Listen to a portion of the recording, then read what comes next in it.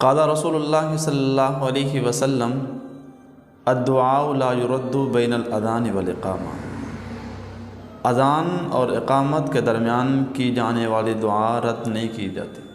حضرت انس رضی اللہ تعالی عنہ فرماتے ہیں کہ ہم نے سوال کیا کہ یا رسول اللہ، یہ قبولیت کے اوقات ہیں، اگر ہمیں موقع ملے تو ہم اس وقت کون سی دعا اللہ سے مانگا کریں؟ حضور علیہ السلام نے فرمایا کہ اس وقت بھی دنیا اور آخرت کی عافیت کی دعا مانگا کرو، کیونکہ یہ قبولیت کا وقت ہے اور اس وقت دعائیں قبول ہوتی ہیں۔ عافیت کا لفظ جامع اور اس کا مفہوم وسیع ہے، اس لیے اللہ تعالیٰ سے عافیت کی دعائیں مانگنے کی ترغیب دی گئی۔ بس اس وقت عافیت کی اللہ تعالیٰ سے دعا مانگا کرو۔ سوال یہ ہے کہ اذان اور اقامت کے درمیان کون سی دعا مانگنی چاہیے؟ شریعت مطہرہ میں کوئی بھی وقت دعا کے لیے مقرر نہیں کیا گیا، البتہ یہ ہے کہ بیت الخلاء میں ہوں یا برہنہ حالت میں ہوں تو اس وقت دعا اللہ سے کرنا منع ہے۔ اذان اور اقامت کے درمیان کون سی دعا مانگنی چاہیے؟ دعا مانگنے کے لیے شریعت مطہرہ کی روح سے کسی بھی وقت کے بارے میں کوئی ممانعت بیان نہیں ہوئی، اس لیے 24 کے 24 گھنٹوں میں آپ کسی بھی وقت اللہ کے سامنے ہاتھ پھیلا سکتے ہیں، آپ کسی بھی وقت اللہ کے سامنے التجائیں کر سکتے ہیں، اللہ سے کسی بھی وقت مانگ سکتے ہیں۔ البتہ یہ بیت الخلاء میں اور یا برہنہ حالت میں اللہ سے دعا مانگنا، زبان سے دعا کرنا، اس سے منع کیا گیا ہے۔ بعض اوقات میں احادیث وارد ہوئی ہیں کہ ان اوقات میں اگر دعا کی جائے تو دعا زیادہ قبول ہوتی ہے، جیسے حضور کا فرمان ہے الدعاء لا يرد بین الاذان والاقامہ، اذان اور اقامت کے درمیان جو دعا کی جائے وہ زیادہ قبول ہوتی ہے۔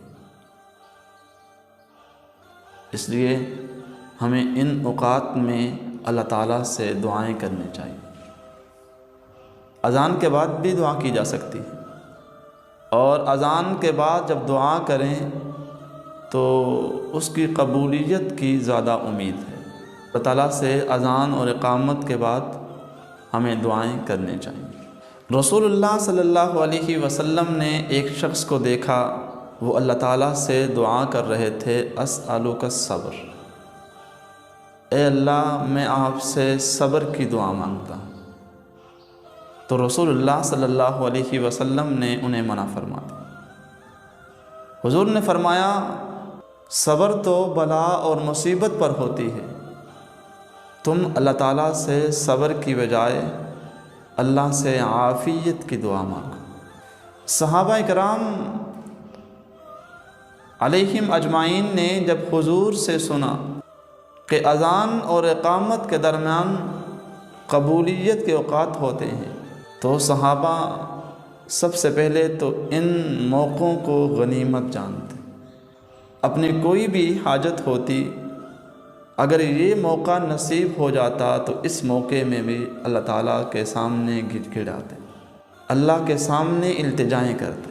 تو ہمیں بھی یہ موقع نصیب ہوتے ہیں، ہمیں بھی ان موقعوں میں اللہ کے سامنے التجائیں، اللہ کے سامنے ہمیں دعائیں مانگنی چاہیے۔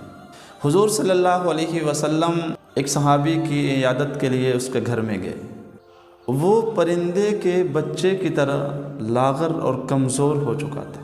حضور علیہ السلام نے فرمایا کہ آپ اللہ سے دعائیں نہیں کرتے؟ انہوں نے عرض کیا میں اللہ سے دعا کرتا ہوں، اے اللہ جو تو نے مجھے آخرت میں عذاب دینا ہے وہ دنیا میں دے دے۔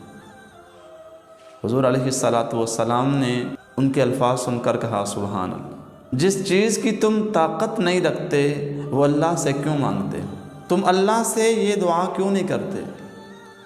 اللہم آتنا فی الدنیا حسنہ وفی الآخرۃ حسنہ وقنا عذاب النار، اے اللہ ہمارے ساتھ دنیا اور آخرت میں بھلائی کا معاملہ فرما اور ہمیں دوزخ کے عذاب سے بچا۔ معلوم ہوا کہ انسان کو ہمیشہ دنیا اور آخرت کی بھلائی اور عافیت کی دعا مانگنی چاہیے۔ اس لیے ہم سب کو اللہ کے حضور تعالیٰ سے عافیت کی دعائیں مانگیں۔ رسول اللہ صلی اللہ علیہ وسلم کی خدمت میں ایک صحابی حاضر ہوئے اور کہنے لگے، یا رسول اللہ میں اللہ سے کون سی دعا مانگوں؟ تو حضور علیہ الصلاۃ والسلام نے فرمایا، اللہ تعالیٰ سے عافیت کی دعا مانگو۔ پھر وہ دوسرے دن حاضر ہوا تو رسول اللہ صلی اللہ علیہ وسلم کا پھر یہی فرمان کہ اللہ سے عافیت کی دعا مانگو۔